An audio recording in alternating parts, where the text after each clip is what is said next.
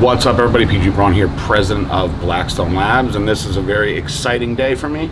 I'm here at Busybody Fitness and I'm training today. You guys don't really see these too much anymore, but I'm back in better shape than I have been in a while. I'm training very hard, and my whole style and philosophy behind training is much different now. And I do believe, whether you like me or you hate me, that you can benefit from training like this. Maybe not all the time, but from time to time for sure. It will absolutely help you improve your physique.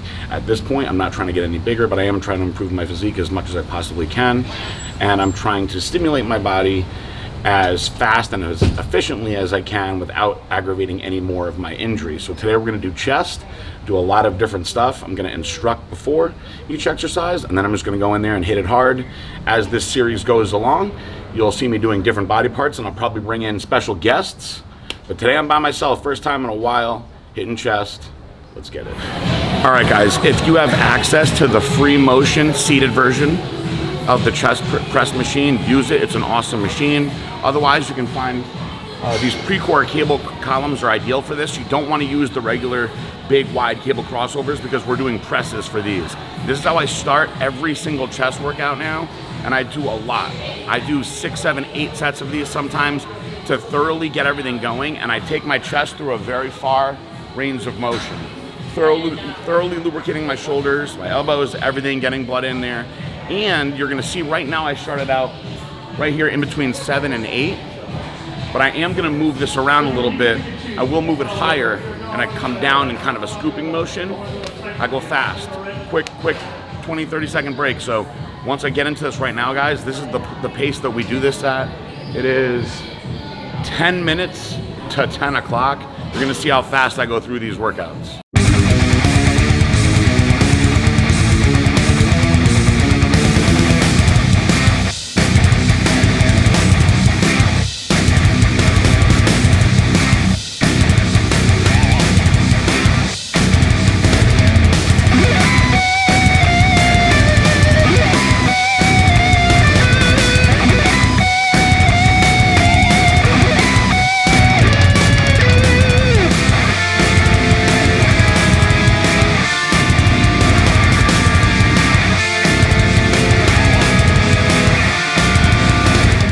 So I did about 6 sets there, 20 reps on all of them. You see I move around my range of motion. I'm trying to get as much blood all over as I possibly can. Now I got my blood thoroughly going. Move on to my set. All right, guys, so I prefer to go to a hammer strength incline machine.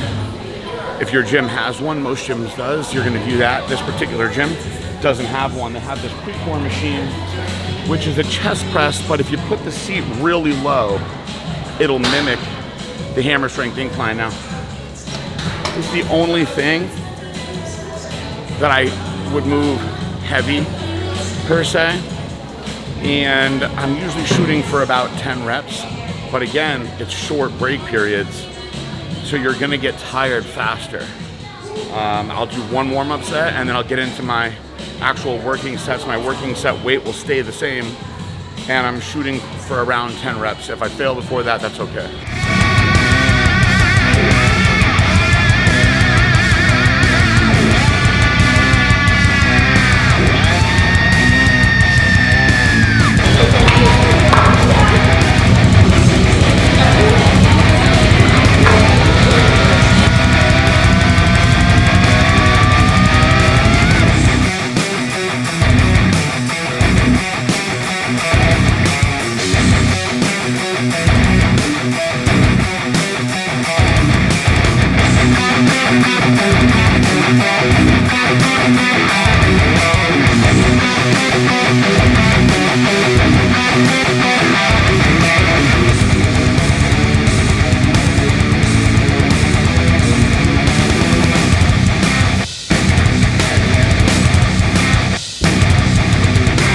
All right, so I failed a little short on that one, that's okay. Rest periods are quick, not going more than a minute in between sets. Now I move on to my next exercise. Hammer strength incline dumbbells. You can vary the incline. I'm gonna keep it where it's at today. And This one I go moderately heavy on. Again, fast rest periods though, so you're not gonna be able to move the same amount of weight. And I'm shooting for a 12 to 15 rep range, 4 sets on these. I like to push the flies a little bit heavier. I don't have the power in the stability of my delts to really push a heavy dumbbell anymore, but my pecs are still strong and I can control a good amount of weight with a fly, and I get a lot of stimulation out of that.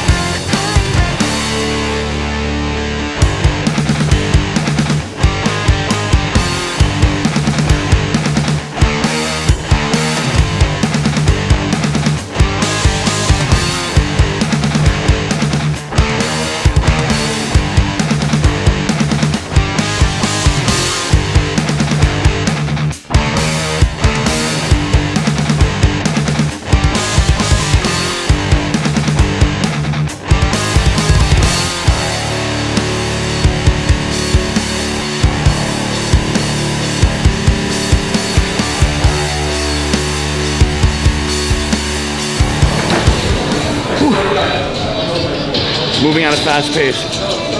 Remember, I'm also fasted for all these workouts, guys. I still train fasted. We're moving on.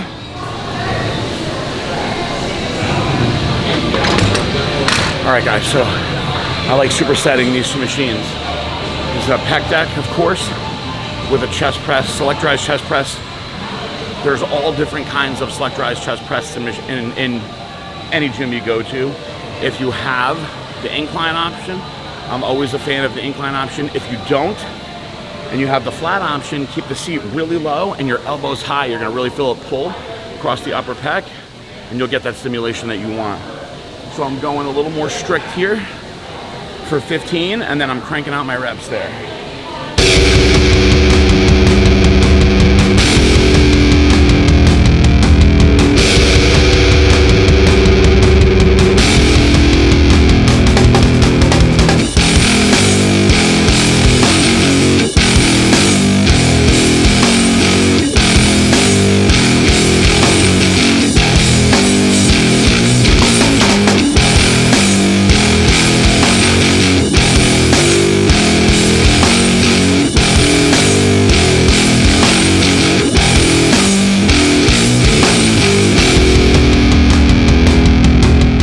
On this last set, I'm gonna hold it a little higher. It's the only thing I'm doing different with this exercise.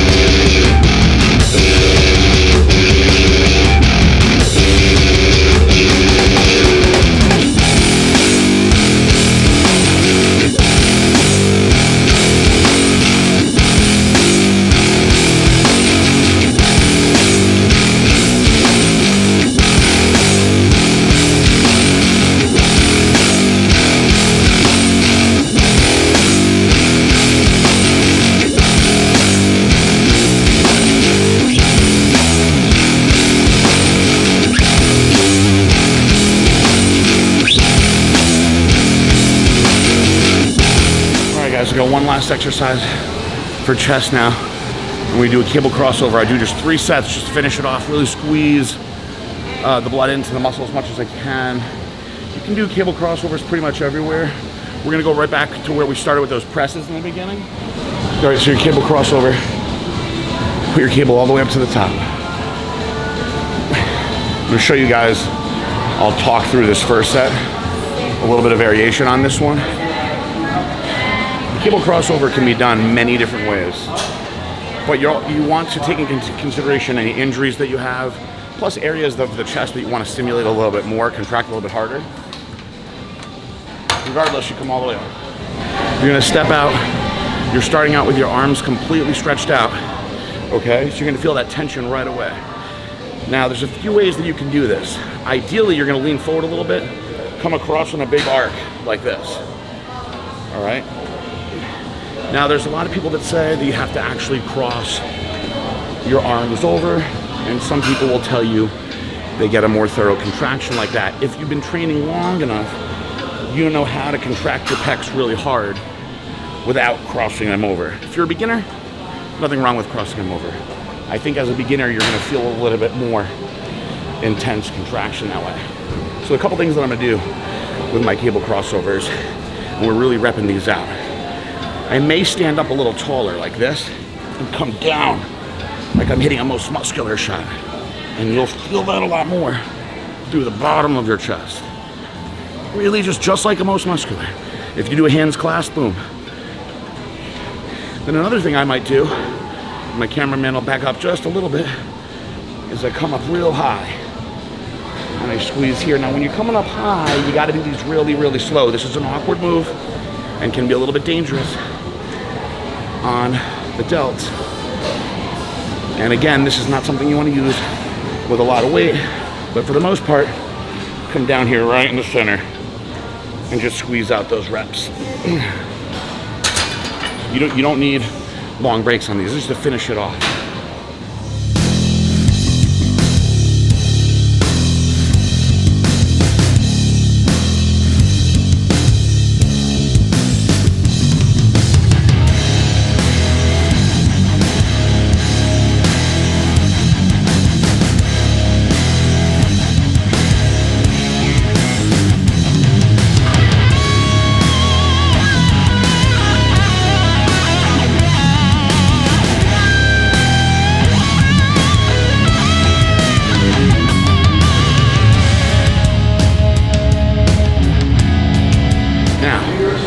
Just because I'm done with my chest doesn't mean I'm completely done yet. So one thing I've been adding in to a lot of my upper body days is just some mild cable work, just for my delts, just to get a little bit of extra blood in there. I found it's helped with their recovery and helped with me bringing back a little bit of fullness.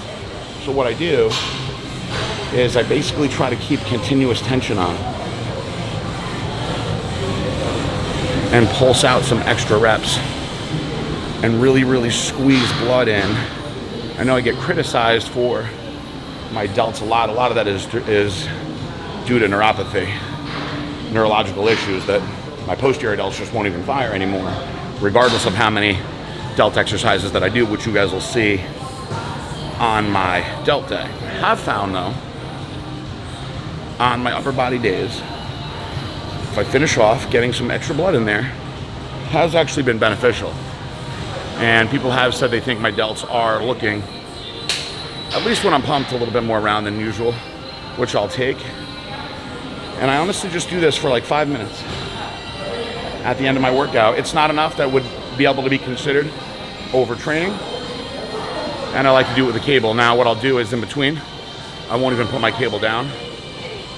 I'll just let the actual stress pull on my front delts a little bit, which feels good. Actually, you can turn your palms out, feel that stretch through your front delt down into your biceps. And what I'll also sometimes do is I'll come up the underhand, which is going to stimulate the chest a little bit as well. But what I prefer to do is just focus on the medial head and getting these side laterals in.